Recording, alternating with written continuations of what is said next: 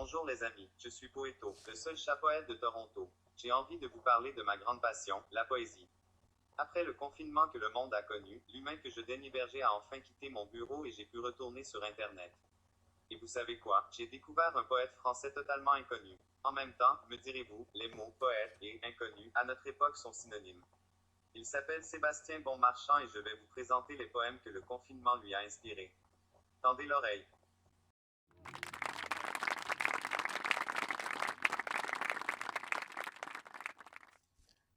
La maison et ses voisins. Dans le jardin, il y a un cerisier malin. Les oiseaux l'embêtent, mais il ne fait pas la tête. Ce matin, c'est le printemps. Il l'attend depuis longtemps.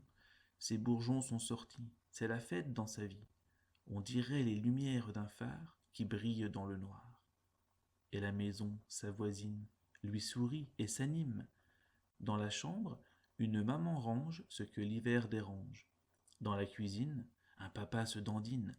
Il promet des linguines. Dans le salon, en fait, des enfants jouent à tue-tête, puis leurs mains, comme des grandes, s'en vont se laver chantantes jusqu'à la salle de bain. Dans la véranda, le soleil bleu s'étire comme un chat. Les chaises longues se réveillent et saluent en bâillant la verdure qui se détend en remisant son vermeil. Et ce grand saule a repris son rôle. Il orchestre le jardin en restant dans son coin. Il puise au ruisseau comme on puise une idée, sa jouvence d'arbrisseau pour faire naître l'été. Chers amis, après cette description, le poète a tendu l'oreille. Il s'est aperçu que ce confinement avait au moins un avantage. On pouvait de nouveau écouter des sons oubliés. Je ne vous cache pas que mes oreilles de chat ont beaucoup apprécié le poème que voici. Miam.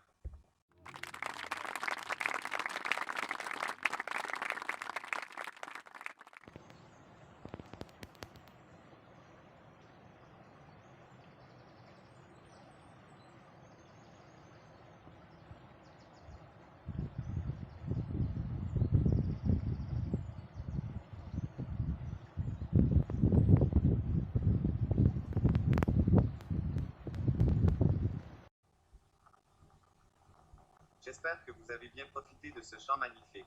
Je dois vraiment beaucoup aimer la poésie pour ne pas me mettre en chasse de cet oiseau et rester avec vous. Sébastien Bonmarchand a ensuite observé les gens à leurs fenêtres, un peu comme un chat lorsque les humains partent lui acheter ses croquettes. J'espère que vous aimez la musique classique. Sinon, il vous reste le poème et la peinture. Si rien de tout cela ne vous convient, vous pouvez quitter cette vidéo et aller chasser pour moi. Je vous remercie.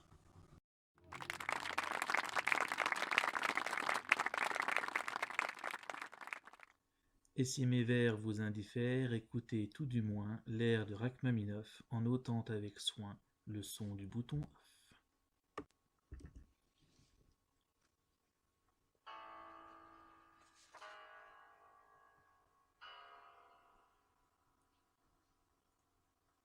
On attend à la fenêtre. On attend à la fenêtre, tout paraît champêtre. Puis un nuage tousse, puis un homme passe. Il faut oublier la frousse et ces gens qui trépassent. On attend à la fenêtre depuis des kilomètres, face à ce réverbère qui devient notre ami, alors que d'ordinaire on le maudit, tant vautour il éclaire toutes nos nuits. On attend à la fenêtre, et l'on discute avec ce être qui a vu bien plus de gros vents que nous ne verrons de printemps. Ses branches posent des questions à nos planches sans solution. On attend à la fenêtre, on voit rire un podomètre, lui qui vit sous la poussière nous fait rêver du grand air. On attend à la fenêtre et l'on aimerait tant émettre un post, un like, un emoji qui rassemblerait des amis.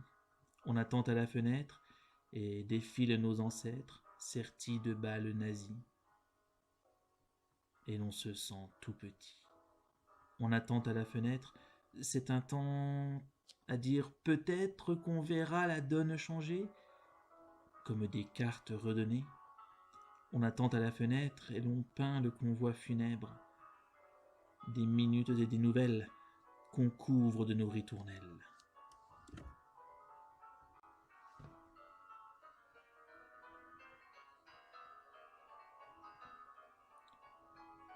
Mardi 31 mars 2020, 16e jour du confinement.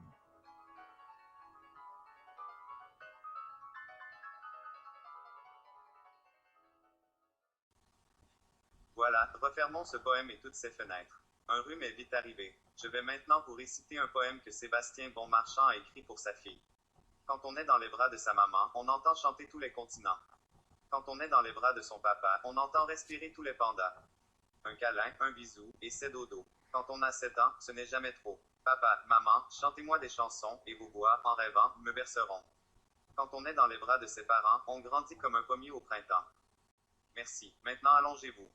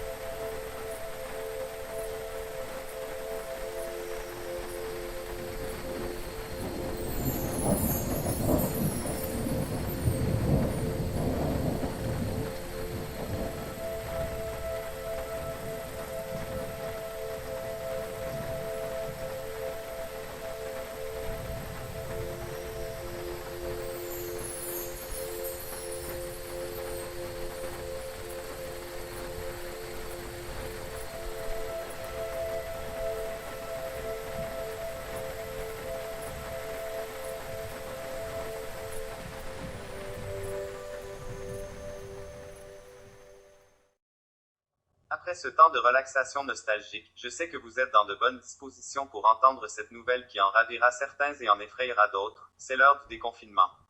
Nous pouvons de nouveau sortir. Avec ce dernier poème, découvrez l'ambiance étrange de ce premier jour. Pour ma part, étant donné que personne ne pense à offrir un masque au chat, je vais observer tout cela depuis les toits de Toronto et pour conclure, comme on dit ici, bonjour.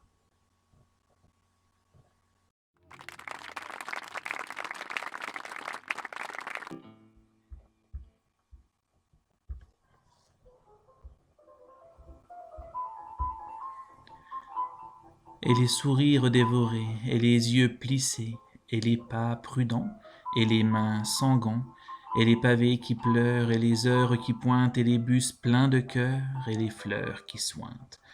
Sous leurs masques blancs ou verts ou à dessin, passent loin des frasques des êtres sans dessin. Ils vont sous la pluie qui tombe en grand deuil, frapper au carreau de la vie, esquivant les écueils. Même l'asphalte humide, dans son silence obscur, tend sa main si dure à ces ombres zooïdes. Et cette femme, au sourire broyé, aux yeux qui inspirent, elle va, forme enivrante, parmi ces troupes souffrantes. Où son œil se perd-il? Vers quel champ, vers quelle île? Le visage rogné est le rêve d'été. Imagine un poète qui va, comme elle, en peine, mais les vers dans sa tête meurent en bruit pérenne. Quand il la voit heureuse pousser la porte infecte, comme on pousse un insecte, donnant chez la coiffeuse.